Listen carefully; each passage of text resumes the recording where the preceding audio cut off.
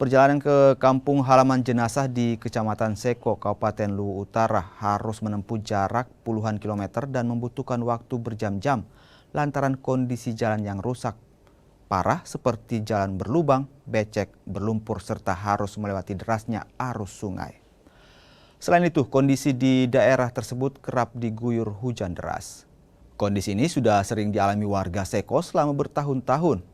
Mereka terganjal infrastruktur yang tidak memadai. Warga pun berharap pemerintah memperhatikan infrastruktur di wilayah ini.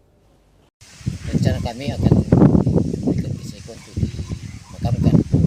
Namun yang jadi tantangan bagi kami, khususnya kami masyarakat yang ada di Dusun Kampung Baru, Kecamatan Seko, Kabupaten Luwu Utara, Provinsi Sulawesi Selatan, punya kendala yang begitu besar sesuai dengan apa yang kami harapkan, karena dengan sulitnya hubungan transportasi jalan dari pusat kabupaten sampai kepada daerah kami.